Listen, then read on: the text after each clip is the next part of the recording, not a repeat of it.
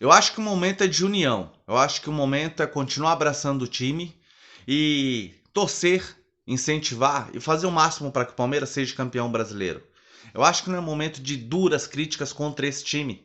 E eu tô vendo mais críticas com relação ao time do Palmeiras do que propriamente a diretoria. Olha que eu sou uma das pessoas que defende a diretoria do Palmeiras, por estar no primeiro ano, por a Leila Pereira não entender tanto de futebol, só que também entendo que ela não se cerca das melhores pessoas, tá?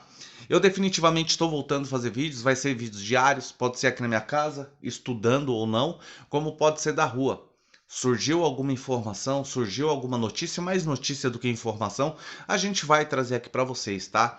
Eu tô com vontade de falar e muita vontade de falar do Palmeiras. Então eu voltei, também estarei com lives, tá? Onde eu vou convidar algumas pessoas para estar participando.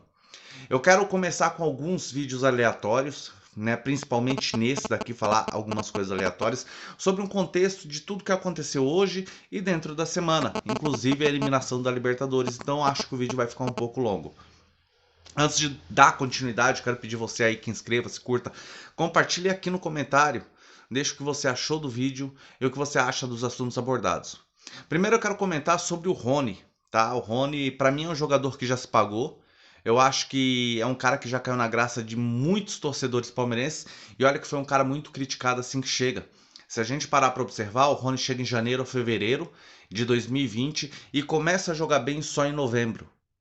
Então, alguns jogadores, assim como o Flaco, o próprio Merentiel, eu acho que vem sofrendo críticas abusivas. O Navarro também, que eu acho que é um moleque que foi contratado a médio e longo prazo, assim como aconteceu com o Rafael Veiga, assim como aconteceu com o Scarpa, assim como aconteceu com o próprio Zé Rafael.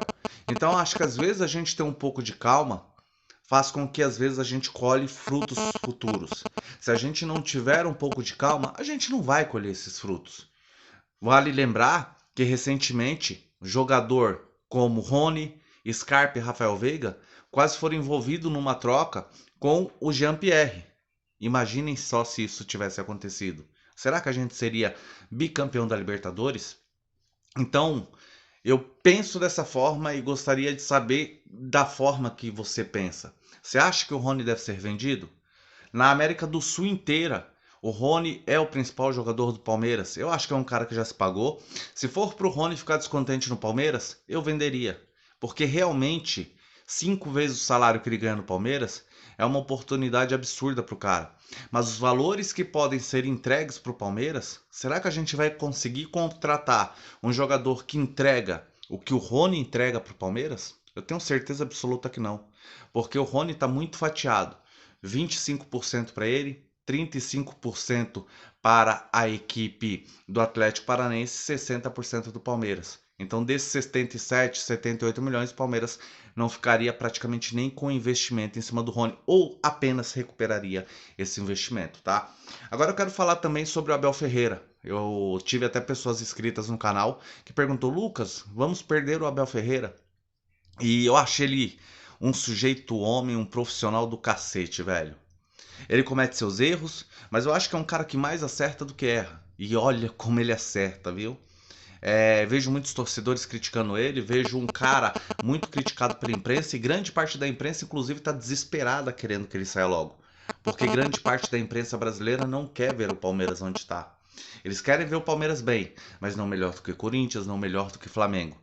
E com Abel Ferreira no comando do Palmeiras e a Leila Pereira, assim como o Gagliotti, no seu último ano de mandato com uma austeridade financeira, não com um time muito recheado, com um time de galácticos, como a gente viu a própria Atlético Mineiro contratando e contratando e contratando também esse ano e não conseguindo dar jeito na equipe.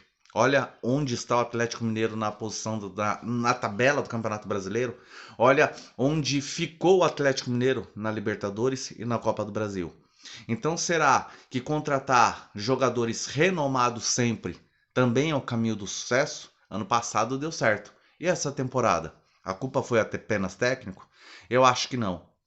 Eu acho que tem jogadores que quando são muito grandes nem sempre eles estão 100% motivados. Por isso que eu respeito e admiro muito essa equipe do Palmeiras, porque são jogadores que têm muita desconfiança da imprensa, têm muita desconfiança dos próprios torcedores do Palmeiras, mas a fome que você vê desses caras é absurda. Então, respeito demais esses caras, respeito demais o nosso treinador, que consegue fazer com que eles mantenham um nível competitivo absurdo. Então, respeito muito o Abel Ferreira. Se você não respeita o Abel Ferreira, se você acha que ele às vezes é professor Pardal, eu entendo. Eu vi hoje, inclusive na live do Fernando, que ele fez agora. Tava o Lugó e o Guilherme, e eu vi eles comentando algumas coisas. Boa parte eu concordo e boa parte eu não concordo. Inclusive fiz um comentário, o Fernando acabou respondendo e eu disse assim: eles falavam sobre colocar o Endrick, o Giovani, o Garcia, o próprio Vanderlan, e aí criticaram o Abel por não ter revelado ninguém, né? E nisso daí eles estão muito verdadeiros, acertaram, porque Gabriel Menino, Patrick de Paula, Renan, entre outros, quem subiu primeiro foi o próprio Vanderlei Luxemburgo. Mas será que acelerar, principalmente nesse momento, que esses moleques venham fazer parte do elenco principal, que esses moleques já fazem, né? Que esses moleques comecem a jogar. Será que a gente não correria o risco de colocar o Campeonato Brasileiro, né? Às vezes poder perder o Campeonato Brasileiro. E aí o Fernando falou: não, Lucas, eu quero responder você. A gente tá falando sim, mas de colocar essa molecada de forma gradativa. E aí eu entendo, principalmente o Endrick, que não tem jogado. Sobre o que comentaram com relação ao Giovani, eu acho que eles esqueceram que o Giovani teve 2 graves lesões essa temporada, né? Uma parece, se eu não me engano, foi no joelho ou no tornozelo. E assim que ele volta, ele tem uma lesão de tendão de Aquiles e tá voltando agora. É um moleque que eu gostaria de ver essa temporada. Eu acho que é um moleque quebrador de linhas e teria sido muito importante, inclusive, no jogo contra o Atlético Paranaense. Porque se tem um moleque com a qualidade dele, ao invés de ter colocado o Wesley, eu tenho certeza que esse moleque renderia muito mais, traria muito mais perigo e às vezes faria com que o Palmeiras tivesse mais acerto ao gol e chegasse com mais perigo e às vezes convertesse em gols as oportunidades que tivesse, tendo um moleque quebrador de linhas desse e um moleque rápido da forma que ele é. Então, concordo que sim, alguns jogadores têm que ser lançados, mas também concordo, penso da seguinte forma: a gente tem um treinador que já se provou muito competente e que ele deve estar entendendo, se queimar etapas nesse momento, lá na frente pode dar alguma merda. Eu acho o Endrick um moleque maduro, eu acho o Endrick um fenômeno e assim deve ser tratado. Mas nesse momento de decisão, se o Palmeiras estivesse em quarto, quinto, sexto colocado do Campeonato Brasileiro, eu acho que deveria colocar a molecada de agora em diante para ver com quem realmente vai poder contar. Mas a gente é líder do campeonato. E com a pressão externa que vem às vezes lá para dentro, eu não sei como é que os caras acabam se comportando. A gente vê um Palmeiras com uma mentalidade forte, mas a gente vê esse mesmo Palmeiras que se destacou pela grande qualidade de se defender, ter uma zaga inabalável praticamente, nos últimos jogos estar sofrendo gols uma partida após a outra. Então, eu acho que momento de ter um pouco de paciência com essa molecada, momento de ter um pouco de paciência com o término da temporada. Quando garantir o título, eu acho que sim, o Abel Ferreira vai colocar o Endrick. Às vezes, até no jogo contra o próprio Fortaleza, que eu acredito que o jogo do título possa ser contra o Fortaleza aqui no Allianz Parque. E se realmente for o Palmeiras abrir um 2-0, eu acho que vai ser um momento oportuno e o Abel Ferreira vai usar esse momento para lançar esse moleque. Acredito que vai ser nessa partida, se for antes, legal. Eu acho que é um moleque que vai chegar mostrando para que veio e fazendo um baita de um estrago. E eu não queria nunca estar na pele do Merentiel e do próprio Flaco Lopes, porque eu tenho certeza que eles são muito criticados justamente por conta da sombra desse moleque, que é um moleque que joga de forma absurda, tá? Mas peço para vocês, vamos ter um pouco mais de paciência com quem chegou essa temporada. Ano que vem a gente pode cobrar um pouco mais. Ano que vem vamos cobrar mais a Leila, porque eles vão ter, tanto a Leila quanto o Anderson Barros, não sei se ele vai ficar, vão ter um intervalo muito grande para buscar boas peças de reposição no mercado. Porque vamos perder o Scarpa, provavelmente vamos perder o Rony, provavelmente vamos perder o Danilo e mais alguns outros jogadores. O Veiga só não vamos perder na próxima janela por conta da lesão que ele teve. E aí o ano já acabou para ele. Senão acredito que o Veiga também receberia a proposta e arrumaria suas malas. E agora, para finalizar, quero comentar sobre o processo do Abel Ferreira, que está movendo contra um dos jornalistas, né, Mauro César. E eu vi hoje um trecho de uma matéria na UOL, onde um jornalista de uma outra emissora criticou Abel Ferreira, dizendo que o Abel Ferreira é um chorão, que ele não sabe perder, não sabe receber críticas e por isso ele apanha bastante da imprensa. Receber críticas sobre o seu trabalho, receber críticas sobre a forma que ele conduz a Sociedade Esportiva Palmeiras é bom. Críticas construtivas profissionais é boa.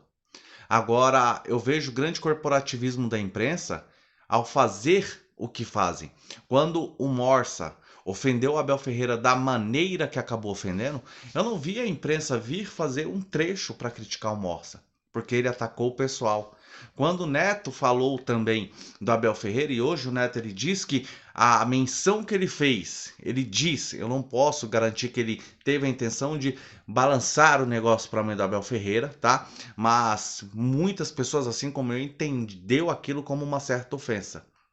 Eu entendi como uma ofensa, mas ele disse que não fez, então cabe a palavra dele. Ele não fez com a intenção de falar aquilo da mãe do cara. Então é a palavra dele contra a palavra de todo mundo que acaba achando.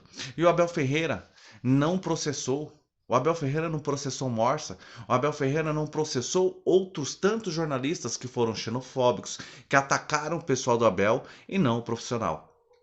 Eles buscam atacar a pessoa física, buscam atacar o pessoal do Abel Ferreira, porque atacar o trabalho do cara tá quase impossível. Tá muito difícil. Porque o cara faz um trabalho extraordinário aqui no futebol brasileiro. Independente das eliminações que teve, porque aí não foi tanto culpa do Palmeiras, e sim mais culpa do sistema que a gente tem aqui no futebol brasileiro. E que Thiago Leifert, a própria Renata Fã, como tantos outros comentaristas, né, e jornalistas um pouco mais coerentes, sem clubismo, acabaram falando, né, e colocando as suas opiniões. O Palmeiras foi extremamente prejudicado esse ano, como foi em outras ocasiões. Porque se não tivesse sido, eu tenho certeza que o Palmeiras brigaria por um título ou 2 títulos a mais. Abel Ferreira, na minha opinião, quando processa o Mauro César, faz correto, porque atacou de forma veementemente o Abel Ferreira. E eu tenho certeza, se fosse o contrário, o Mauro César, que já tirou emprego de um rapaz que acabou criticando, ele faria o mesmo contra o Abel. Então, esse pessoal, principalmente da imprensa, que qualquer coisa acaba reclamando, falando que as pessoas precisam olhar as minorias, precisam respeitar mais, ter mais amor. Isso daí só serve quando é a favor deles. Quando é contra eles, não. Eles podem falar, eles podem pregar, eles podem julgar, mas não aceitam ser retrucados, né? Não aceitam que aconteça o contrário. O que o Mauro César fez foi grave. Foi grave. Xenofobia é um puta de um crime. Perdão pelo vídeo ter ficado muito longo. Obrigado para quem acompanhou até aqui. E amanhã temos mais vídeos. Valeu!